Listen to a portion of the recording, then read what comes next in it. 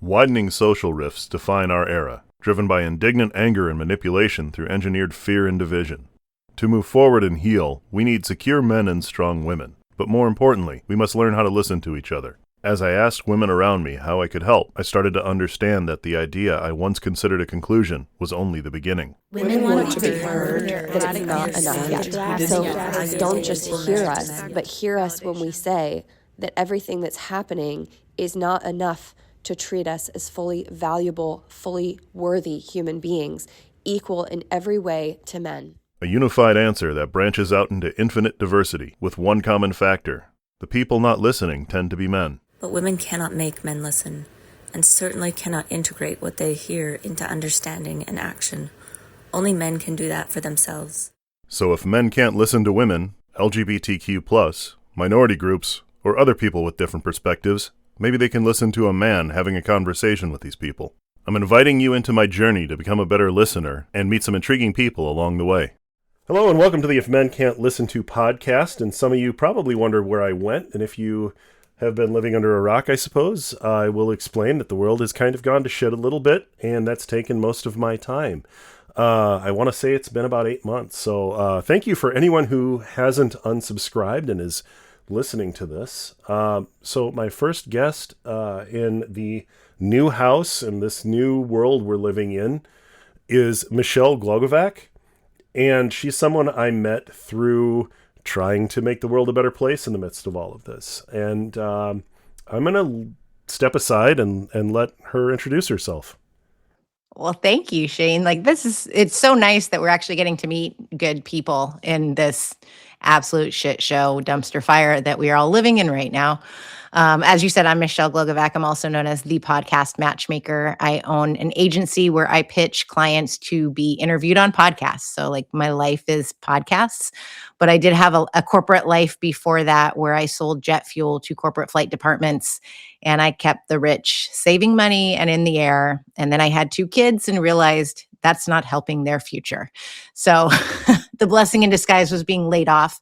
And then that is when I discovered podcasts, listening to them. I fell in love with them because there is literally a show for anybody on any topic, whatever you want to learn, be entertained, escape from. That's why I love them. So I dove in headfirst on figuring out how do you create one, produce one. And then I was also doing the pitching side. So now I have 4 shows of my own, and I no longer produce. I just work on my own, but I still pitch clients to be on podcasts while saving the world. And it's weird because I had no idea until about, I want to say maybe an hour or so before we did this. And I want to say this, it's not because of any sort of preparation. It's because I had to try and blow the dust off this podcast setup. And thank you again for bearing with me while I figured all that out, that you did any of that, because it's weird. These people that you interact with on a regular basis, knowing that there's not knowing that there's a whole other side to their lives. You only know that, that one facet of your interaction. In my case, with you and some of this, just trying to, I think we all came together in a chat that was trying to coordinate coverage for what was happening here in Minnesota. Yeah. And again, I had this no idea of this rich broadness to your background. And I'm going to hopefully get to know a little bit more about that here shortly. Well, thank you. Yeah, it's really weird. Over a year ago, I didn't even know what Signal was. And it all came out when Hegseth and, the whole war stuff and releasing all the plans. And then I was interviewing Rhonda Fox, who's with the Persist Network, and she was on Kamala Harris's campaign. And she goes, "Well, are you on Signal? Because we have a chat." I was like, "No, what is this?" And now I've got more Signal chats with more strangers than I know what to do with. Sometimes I'm scrolling through and I'm like, holy cow, this person's in this Signal chat. What is this life? Right, and it's weird. I've just kind of been similarly this mind-blowing level of connection to people through others, where I've just it's been because I've showed up and said, "Hey, what can I do?"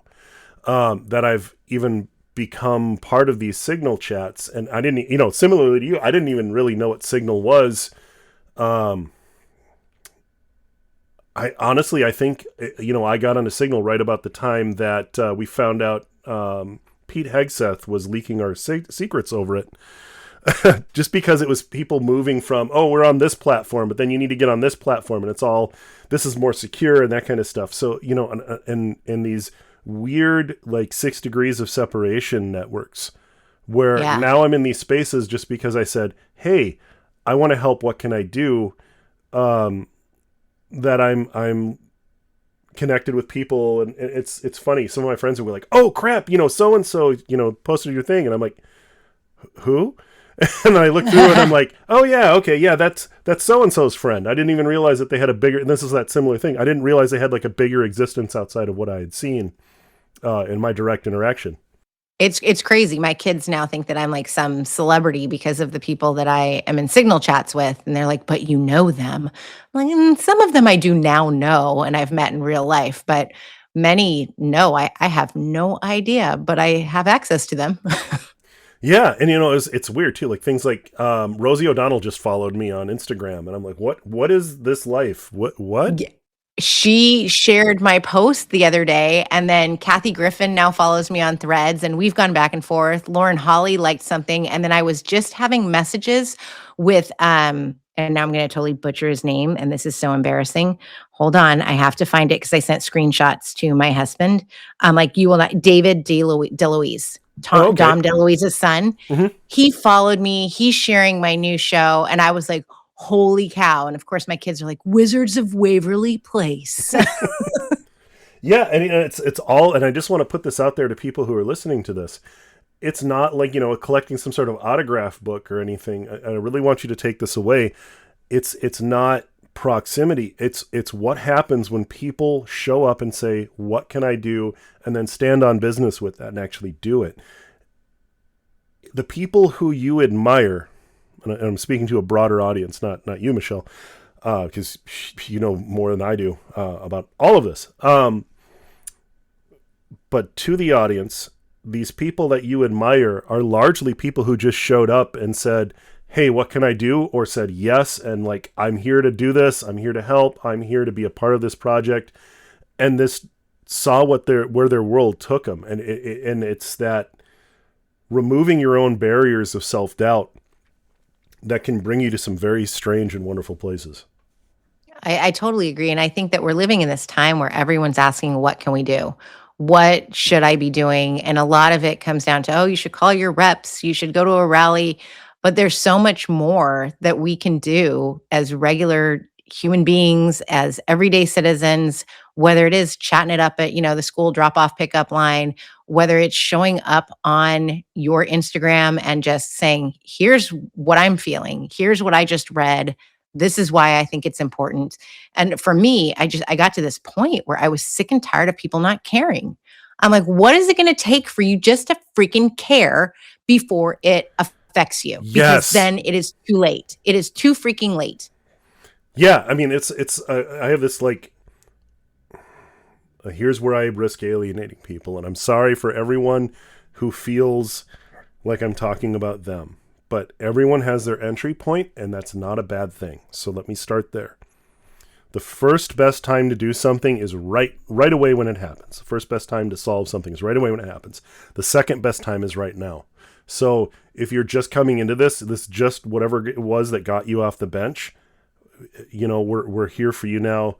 We're happy to have you. But I also carry this huge chip on my shoulder that it took someone who looks like me getting shot to get, like, it like doubled the number, if not tripled the number of people here in Minnesota that were actively engaging in solving this problem.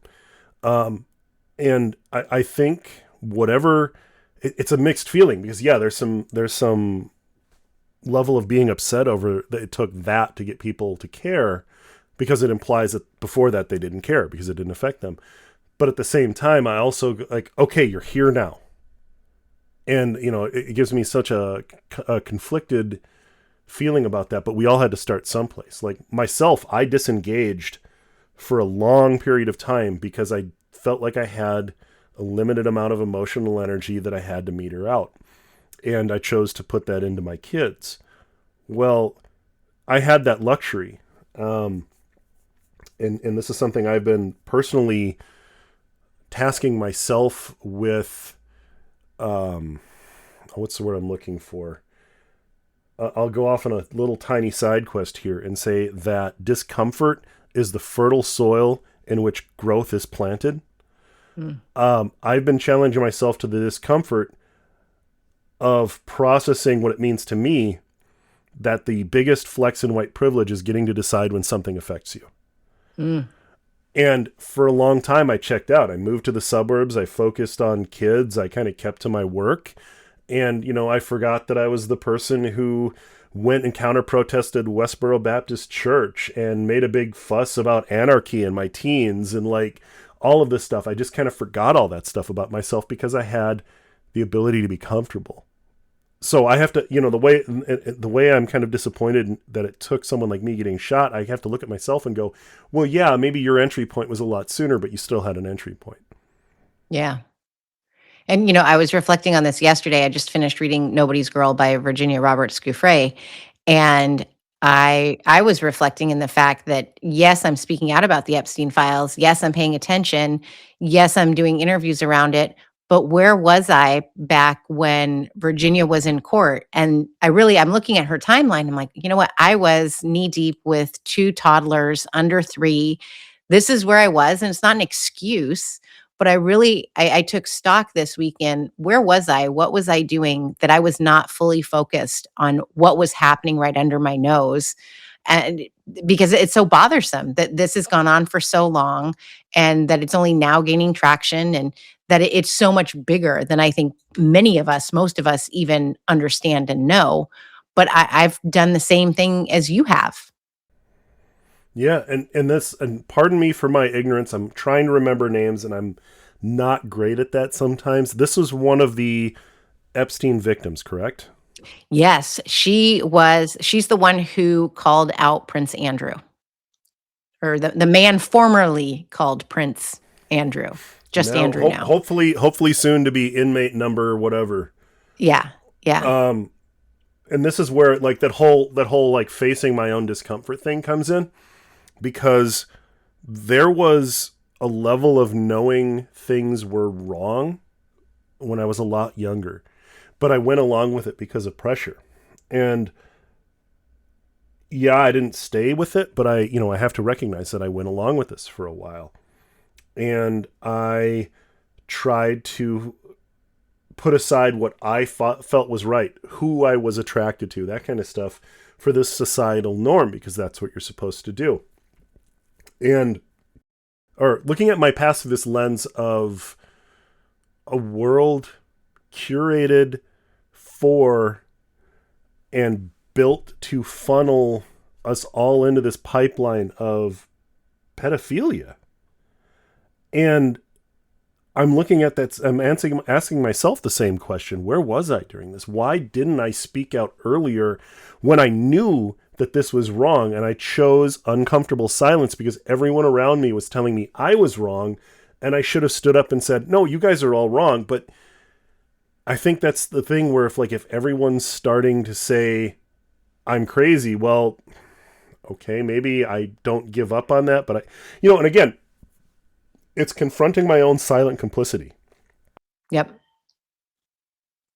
And so here we are. We have learned and we are speaking out. So for everybody who's listening.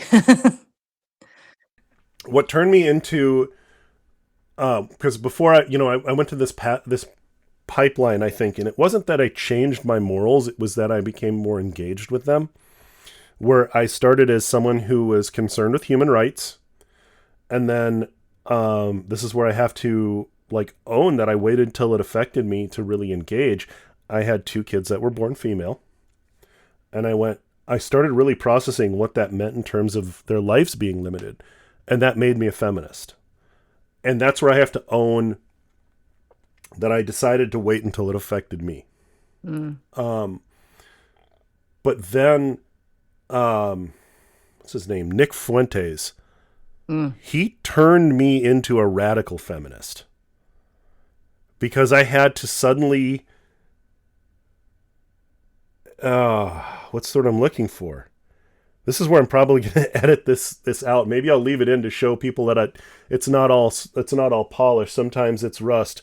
The idea that it forced me to make a moral stance because I couldn't sit on the sidelines and let this go. And that's actually the birth of this project came in the wake of Nick Fuentes. And it gave me, I knew I wanted to do something, right? And it was this non-directional, like, I really don't understand how we can get to this point if people are decent people.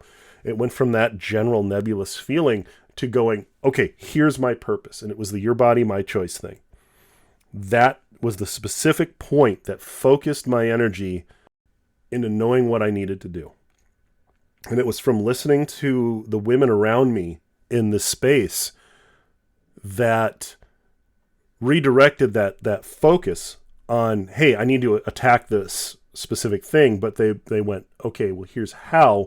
Because I showed up and I asked, what can I do? And my instinct was to create another problem. And they said, no, not that. Don't do that. And then I refocused, but I listened. And I went, oh, I'm thinking too hard about this. All I need to do is listen and show other people how to do that. Because if people start listening to each other again because it's interesting to listen to each other, not because they have to, maybe that can spark a new level of understanding. Being able to receive somebody's perspective in a non-confrontational, non-competitive way. Yeah. I still think it's so hard when we talk about MAGA and, hearing them.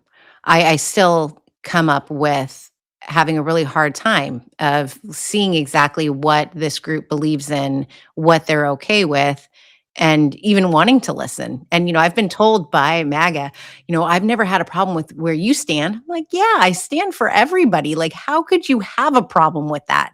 You don't. And that is where my problem lies. It's insecurity, I think. It's just all insecurity and this need to belong. It's like people would like give people a hard time for like wanting to be part of a gang, but it's like you guys just want to belong to something. Mm-hmm. Oh, it's so true. Yeah. And this is where I run my mouth a bit and I get myself in trouble. But I made a reel, was it yesterday, and I posted it today, where I posited that MAGA matchmaking. Is simply, it's matchmaking for con artists and their victims. Yeah. So and it's all because they just want to be told that what they already believe is the only valid thing, and the people will tell them anything they want to hear to get their obedience. I feel like I put myself a note on this because I was like, holy crap, seriously? What is podcast matchmaking? It is where I match clients with podcast hosts that they align with, that need to hear their story. So I've always been some sort of a matchmaker relationship person. I didn't realize for a long time that my corporate background was all in relationships. Like, I sold jet fuel. There's nothing glorious or beautiful about that, but it was the relationships that I made with clients that kept me going, that made me want to stay for 18 years. And I did make 2 couples. They got married. I didn't make them get married, but I matched them. So I am a matchmaker per se. And I love listening to stories, just like you do with this show. I love to hear, what is it that, if you're an author, what parts of you are in your book, especially if it's fiction. Give me some juicy details about why you went down this road, what inspired it. If you're a politician, I want to hear why you're running. I don't want to hear your stump speech. I know where you stand on issues. It's on your website. I want to know about you. I want to know the moment that you and your partner had this discussion. I want to know whether you're a father or a mother, who's helping with your children. I ask both genders the question. It's never like, well, is your wife at home with the kids? I'm like, no, who is home, whether you are female or male, anyone. Give me the goods. Tell me who is making dinner, and why are you wanting to take on the worst customer service job in the planet? Like, tell me why you would want to do that. So I just love hearing that. And then, finding podcasts where they have listeners who yearn for those stories, who need knowledge, who need to know how to do certain things. And that is where the matchmaking part comes in. just kind of assembling the puzzle pieces in the right order, or like is it more of like what is so for me I'm like fascinated by things that are in large systems and how they intertwine and work together, but I'm curious, like, so what's the fascination? Is it just like the details, or I think it's a lot of just the listening, to really figuring out. I think a lot of people don't know, what they're good at or why they should share their story. It's not interesting. Nobody's going to want to hear it. And I'm able to pull that out of my clients of this is what you need to be talking about. This is what people will want to hear. And then relaying that in a genuine way to a podcast host. There's no copy and paste. We listen to every show that we pitch to, and making that genuine connection. I hate the word authentic because I say if you use it then you're not actually authentic. So but it is being that authentic person, showing up. What you see me in my kitchen is exactly who you're going to see at the pickup line in school, who is at the grocery store, who is talking to clients. I'm the same person across the board, and I think that's the important part. That's what comes across in the matchmaking, in the podcasts, all of that. and there's a point too, like I feel like everyone's got this code switch where they have this curated version of themselves that they present, but it is true intimacy to allow access to that authentic self. And I think what people put forth as their authentic self is still some level of curated. Like, yeah, I think one of the biggest disservices people do to themselves is discounting, like what they pull out of that story to make the curated version is often the best pieces of themselves. Okay, for example, the first podcast episode that I've done, if you want to go back and listen to it, is I figured I better ante up if I'm asking people to have a certain level of vulnerability. And my first podcast guest is my mom. And I think she tried to do me a solid a little bit and play me up. But what I really wanted was that authentic version of herself. And I know all these little, side pockets of her life. And even the stuff that she talks about isn't even the most interesting stuff. But to hear her like assess her own life, it's not that interesting. But really, there's like in nobody's imagination is her life been boring. And I feel like that's a lot of people where they go, well, that's not that interesting. But if you really laid it out on the table, the pieces that people would pick up and say, this is interesting, would probably surprise most people. I totally agree. I talk about this with my therapist all the time. I'm not doing enough. I'm not interesting enough. And she's like, did you just hear yourself and what you told me? Yep. Yeah. So does this, this fascination of the details and getting down into the reality of who people are, did that feed into this creation process with this book you're writing? I think you were saying it was something to do with like, interpersonal drama within like a PTA or something. Yeah. Isn't it? So I've written one book. It's nonfiction. It's called How to Get on Podcasts, which it sounds boring, but I don't think it's boring. There's some, anecdotes and stories and behind the scenes and stuff. But then I decided I want to write a novel, and I'm like 30 something thousand words into it. So it's deep, but it's really a play on like Real Housewives meets Desperate Housewives via the PTA, and bringing in a podcast component. I've read plenty of books that have podcasts in them, and I cringe because I'm going, you have never hosted a show. How did you know? This doesn't even work. Like, this is not what a transcript would look like. It's like watching Only Murders in the Building. I love the show, but that is not a realistic way of putting a podcast together with your boom mic in 1 second, and then you've got an iPhone the next second. It doesn't work. No, and that's the other funny thing too, is like I try and leave some of the warts in this one, but like the overly polished nature of something that's read off of a script, I feel like so peek behind the scenes. One of the things I tell my guests on this one is that this isn't an interview, this isn't a deposition, this is just a conversation. And I've listened to a lot of podcasts, it's all very scripted, it's all very polished, but to me it's like I'm kind of drifting off halfway through. So I go for my preference, which is just that raw, organic. I want to see what an actual conversation is like between these two people. Mm-hmm. But yeah, I know what you mean with like that whole, the idea of like Steve Martin reading off this very polished monologue, Yeah. Yeah, and it goes right back to like my new show, The Kitchen Briefs, that I'm filming in the kitchen and I'm giving headlines, but I'm not reporting it like a reporter would. Like if you watch it versus listening, you will see my facial expressions and where I'm going, yeah, I don't agree with this one, and draw your own conclusions, friends. Like pay attention to this, but pay attention, that sort of a thing. And I think that's that genuineness that comes across. I'm not here to be a journalist, but I'm here to make you care and tell you here's some things you can care about. Right. And I feel like in this attention economy, like people still want a discount buy, and like your compression of this down into, what is it, like 2 minutes? 3 minutes. 3 minutes, because that's all Instagram Reels will let you. Yeah, I feel like if you're trying to snag people's attention, that's a great way to go about doing it. And I was there. I suppose I can ask you the answer to a question I already know, but because I was there when you were kind of noodling through this one in the chat. What made you want to do that? So I was showing up in general anyway, but then I also started taking a journalism creator course with V Under the Desk News. And they said, we need to show up every single day on video. And I was like, okay, well, I'll keep doing that. And I tried it out at my desk.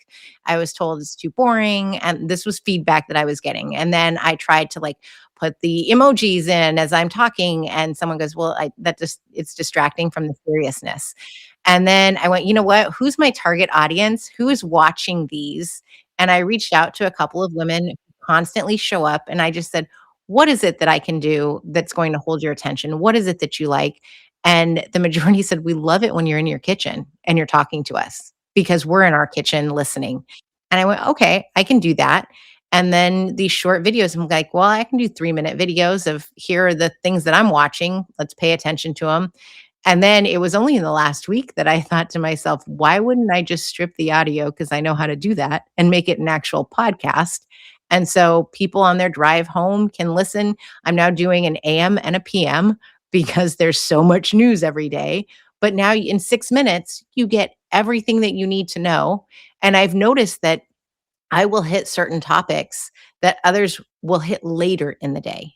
And they'll make it a bigger thing. And I'm like, but at least my audience was already aware of this. Like the $145 loafers that Trump is pawning off on all of his cabinet members. You know about it. Is it important? No, but it's a little weird. So pay attention. Yeah. And, this idea too, that like people can look themselves, they can just go and hit, I'm going to refuse to endorse the large search engine people who complied in advance, but people can like go to DuckDuckGo and say, I want to look up news on this and expand upon it themselves and read and choose what they want to know more about. I really like this format that you're doing. That's just like very like quick and to the point. Thank you. And it takes work too. And I think people, I'm looking at different sources and there's different sources who are doing the same thing, journalistic wise, but I don't have time to show up 15 times a day, every time there's some news breaking. So I'm doing it in the amount of time that I have. I've got 2 kids who come home from school, and now with the PM, they usually are sitting in the kitchen eating some popcorn and watching me. And they're like, that was today's news. That's incredible. Right. And the thing is too, is like it's whole attention economy thing again, Mm-hmm. There's so much going on. This anxiety rectangle is a fire hose of information coming at you at all times. And like the idea that you can and knock it into a 3-minute, I think this whole world chaos over the last couple of years has reduced everyone's attention span down. Yeah. And like, I can tell you right now, like I don't even get a chance to look at half of my friends' reels and stuff or even stories because there's just so much. I can't do it. But if someone comes up to me with a 3-minute thing and said, here's the goalpost, this is what's happening, boom, boom, boom, boom, boom. And then I can go, okay, well, I want to read more about that. That's perfect because that fits into that, for lack of a better word, like having to budget by an attention economy. Mm-hmm. And it's interesting too. You're talking about like how people are saying, this is what I want to watch. My social media manager is my teenager because he's been telling me like, okay, well, this is what's going to get you engagement. And the worst part about it is he's right. Like, like, okay, I guess I'm at the point in my life where I'm learning from my kids. This is me. I had to teach them how to do all their basic stuff. And like, Now this is like his version of teaching me how to program my VCR so the clock doesn't blink 12. But yeah, he's dead on. He introduced me, like, oh, I'm so mad now. He introduced me to the concept of the millennial pause. I'm not even a millennial, but apparently I do it a lot. And he's like, yeah, this is why your skip rate's so high. It's like, oh God, he's right. I don't even know what that is. I'm like the cusp between the two. It's the thing is he says, when people have a little pause at the beginning of the video, you have to trim it to where you start talking the second the video starts. Like not even the second, the frame the video starts, you need to be talking. Okay, I do that. I edit that myself. Okay, yeah, because I take a pause with so many. I'm like, here's my finger removing back, and so I pause, and then I go in, and then I edit that part out. Yeah, and the funny thing is, it's like all of this stuff that I never would have thought about. He's dead right, and he says the thing you were talking about in the kitchen. He says you have to be doing something. If it's just your head sitting there doing nothing, next, nobody cares. Yeah, I'm amazed at how mine's taken off. Truly, I've shared with you who's now following, and I'm like, what? And the likes keep coming and the follows, and I'm going, oh my goodness. Okay, this is something that was needed and necessary, and it's hopefully going to help people. And I've made it a point too that, we have this war going on, but there's still news that's here in the States that we need to pay attention to. There's still Epstein files that haven't been released. So I'm trying to make it a point to include everything and chunk it out of here's what's going on in the war. Here's what's going on in the US. You hit it right on the head. How many distractions do we need in this extinction burst tantrum before we stop paying attention to the thing that they're most worried about? Mm-hmm.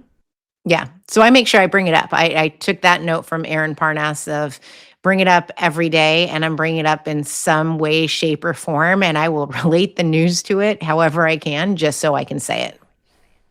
And like it's weird because I asked you to come on my podcast not knowing how many you do. Like I feel like I'm standing in the shadow of giants at this point because you do 4. Like how do you find the energy? Like what are the other 3 podcasts, if you don't mind me asking? Yeah, no, thank you for asking. Read the Damn Book is one, and I interview only authors.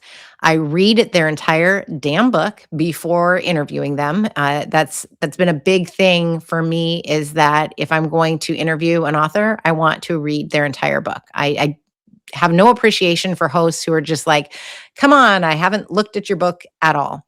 So there's Read the Damn Book. There's Beyond the Campaign, where I try to get to know political candidates and politicians and their backstory. And there are some rapid response episodes that I've done on like the big bullshit bill, ICE, different types of things where senators will come on, or congressional members, to speak to me, and do that rapidly in 12 minutes or less. And then I co-host Burnt with Lauren Lehman Carter.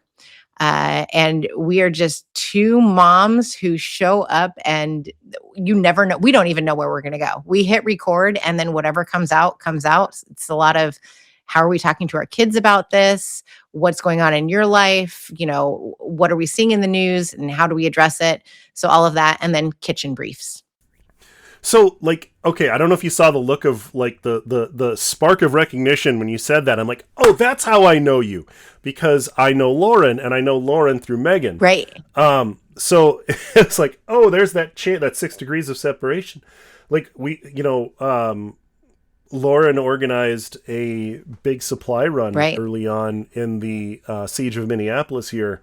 I suppose you guys all know it as Operation Metro Surge, but it was definitely a federal invasion.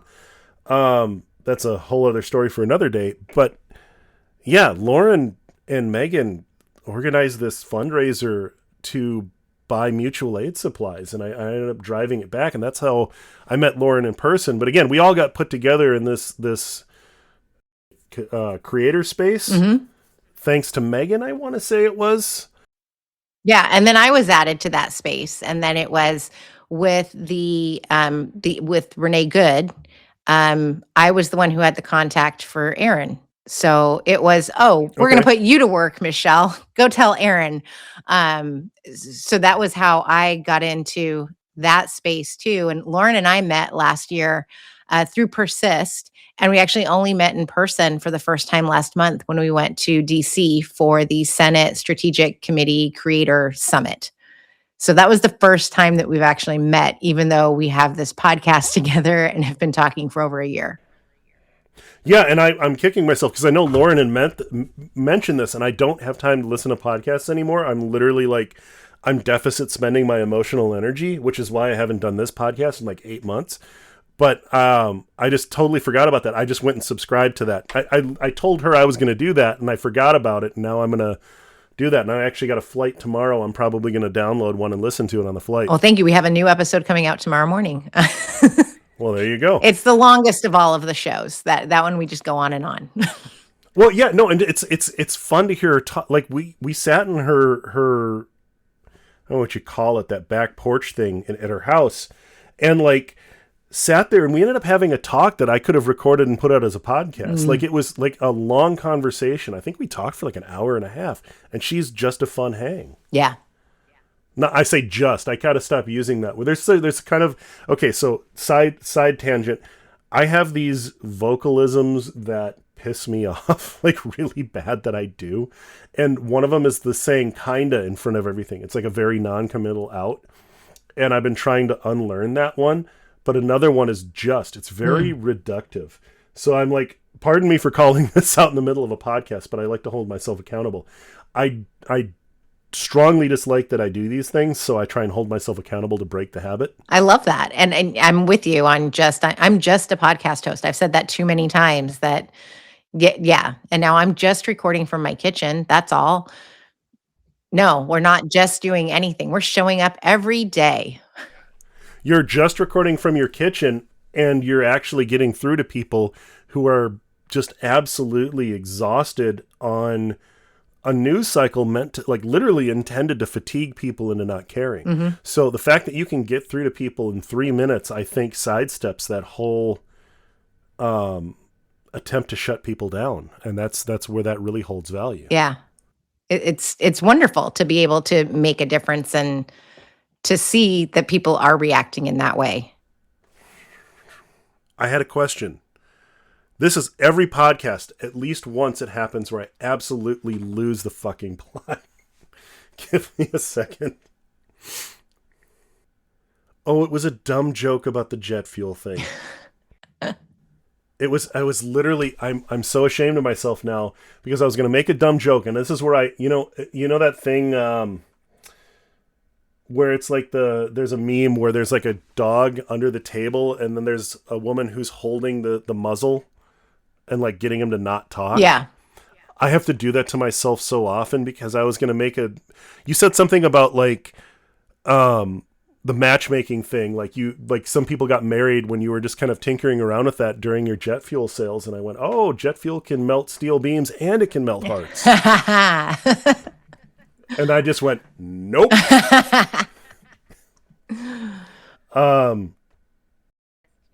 Persist. Okay, that was it. That was what I was going to ask you. All right, so our mutual friend Lauren, you met through this Persist network. So what is that? You know, I'm not sure what it is these days, but originally it was a lot of individuals who worked on the Harris campaign who wanted to come together and create this network of like-minded people to really work to getting the word out of what this administration is doing, what our talents are, how do we network and come together? And the majority are women. It's grown definitely, but it's just created these connections of, what can we do to make this better? Because as we said at the start of the show, like this is a dumpster fire. So how do we show up? And it's been great in creating these relationships with people that I otherwise would never have come into contact with. And this is something too, like you mentioned it kind of in passing. Oh, there I go again with a kind of. You mentioned it in passing. There we go. Hold myself accountable. You said that it was mostly women, and I've seen this happen over and over again. This is actually the beginning of this project too. If we are going to make it out of this in one piece, it's going to be from the planning of women.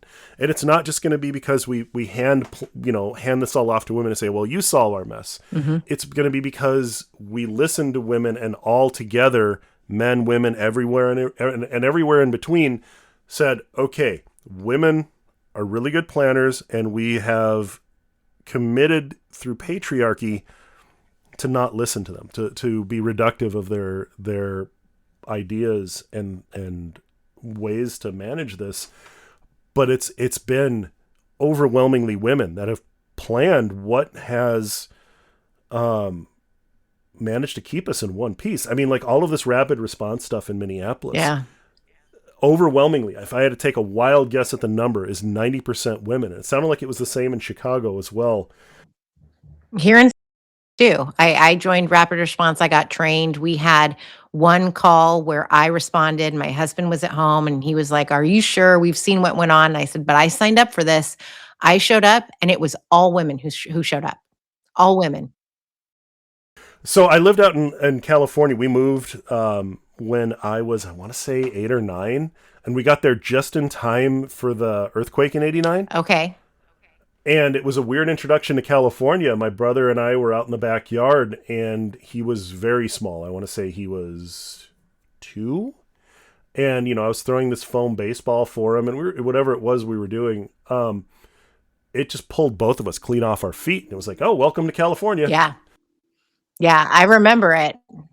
I was not in, I grew up in Paradise, but we could even feel it there, which is hours away from San Francisco. And that I share with everybody of where I came from. But we totally felt it. And I've felt some since then. So there's going to be a few things where there's just going to be a beep afterwards, and everyone else is just going to have to deal with it. But we were out there, and I was in the backyard, just pulled me off my feet, and I went, oh, I guess this is life in California. And then the realistic part of it was like, I didn't even wake up for anything below like a 4 after a while. Yeah, my kids are the same. They're like, what? We had an earthquake? Yeah, we did, but you slept through it, so you're fine. Yeah, no, I tend to, and it's I've got some customers out there for my day job, and that's a whole plate of nunya for the people listening. Sorry. But one of my favorite roads to drive is right out there. And I think it's a fun place to visit. I don't miss living out there all that much because I'm very much a Minnesotan. This is home. This is my Garden of Eden, snow and all. Yeah, it's weird. Small world. Yeah. It's like it just gets smaller and smaller the more you talk to people, and we're in signal chats, and yet we're like, we could have been neighbors at some point.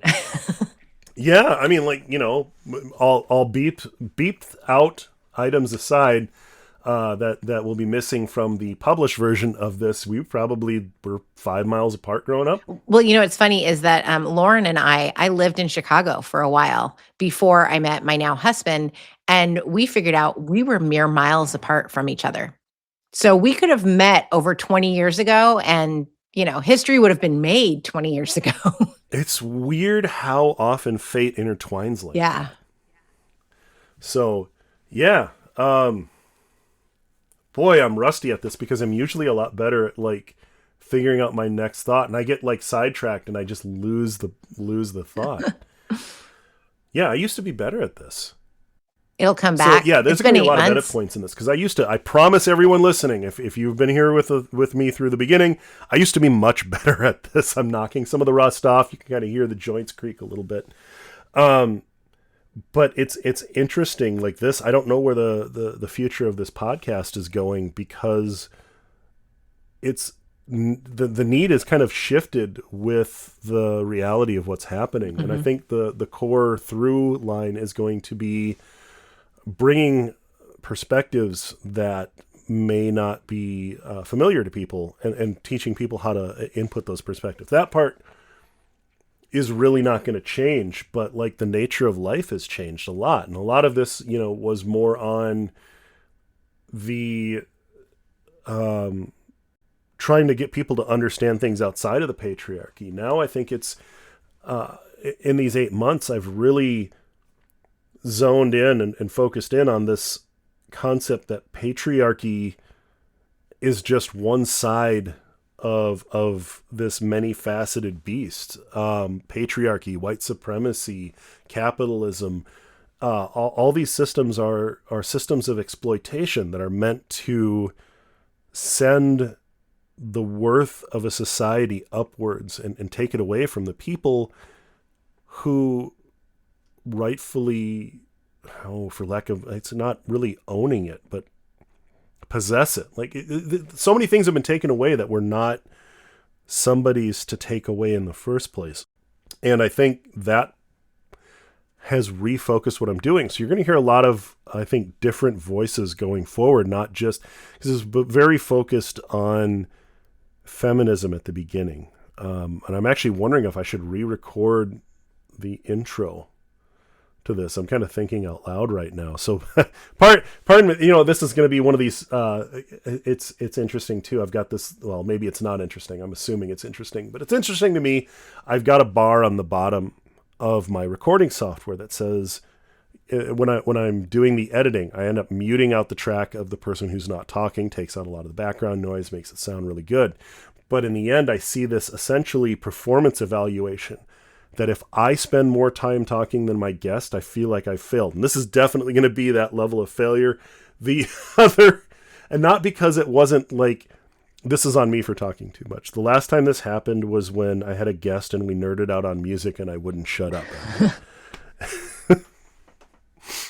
So I'm going to ask you a question, and normally I prepare my guests a little bit better and I don't blindside them. So I apologize for this. All right. And I think this is where this might be the last time I ask this question, because I think I need to rework this question. The question before the world basically tried to blow itself up was, women want to be heard is an incomplete sentence. How would you finish it? And seen.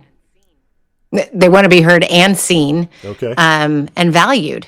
Yeah, there's so much that we want to. And listened. You thought I said and seen?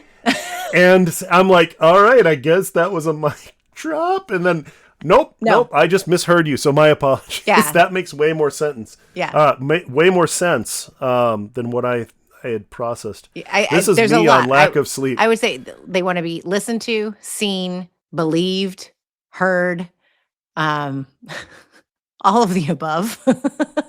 Yeah, and I apologize. Usually I give more people time, or more people. Oh, here's where hey, happy jet lag week, everybody who's subject to daylight savings time. I am definitely in that. So pardon my vocal derailment multiple times during this. But usually I give people more time to prepare when I ask that question. But now I'm wondering if that question isn't even the most relevant question anymore. And if I'm trying to get more of a perspective out there, maybe I need to come up with a new list of philosophical questions. One of the things you'll hear at the beginning of this podcast is I started out with that idea. I thought maybe I'll have a list of 10 questions. If we get stuck in a conversation, I can drop that out. And just bring that up. Oh, hey, we're stuck. Here's a conversation starter. But it ended up being a great way to start the podcast. And it's this layered, I want to say maybe 10 or 15 people answering that question. So it starts unified and it goes off in a million directions all at once to just really illustrate that there is no one answer to that. I love that.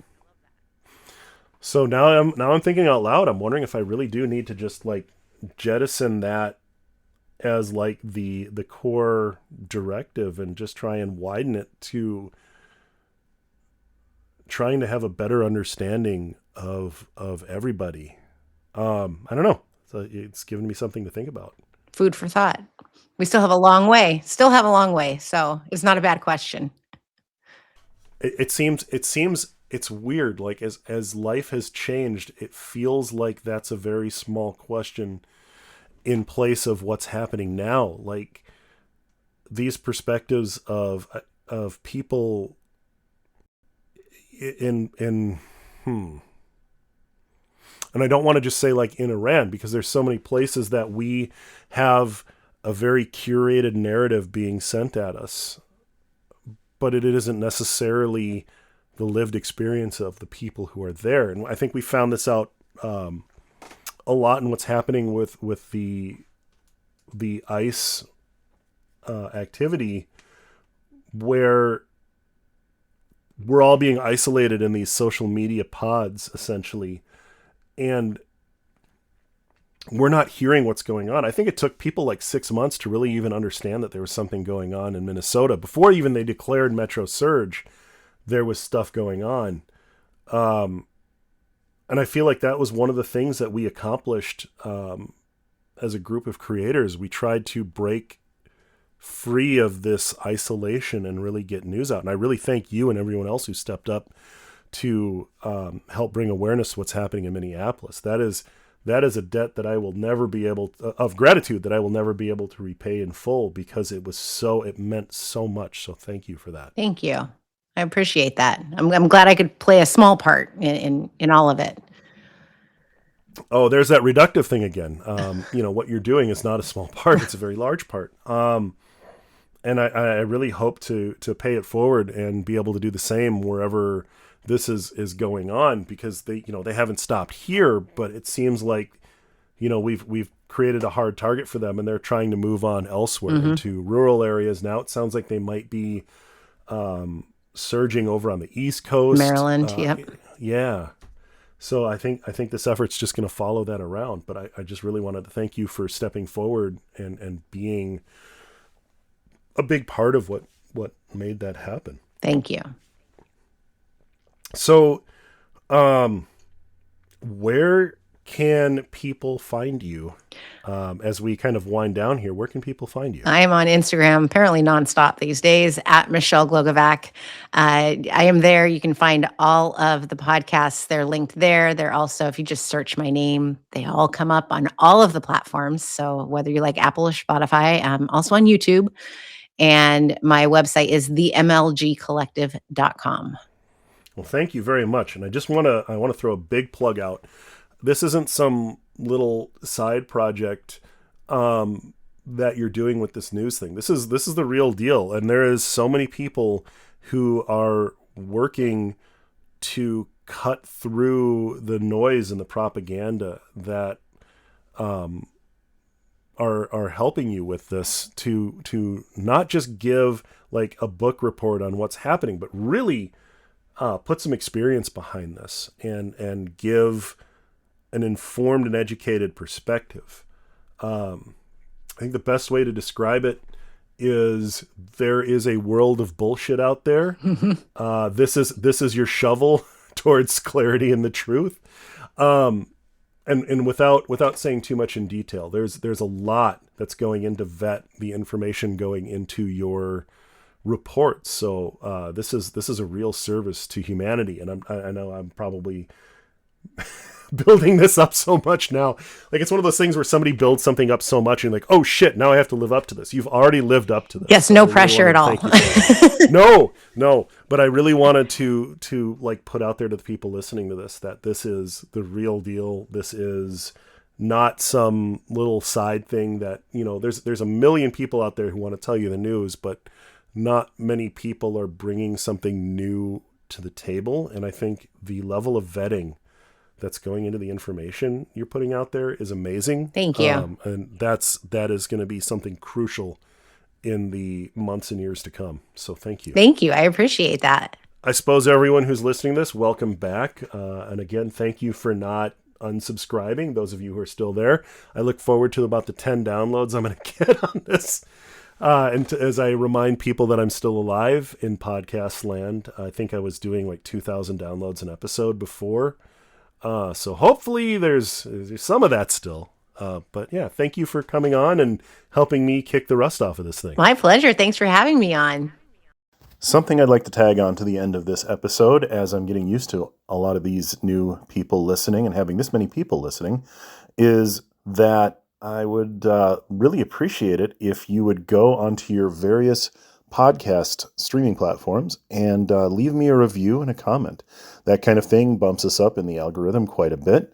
And if you want other people to hear this, please help us out and go do so. And again, thank you to all you new listeners for coming in and listening to this podcast.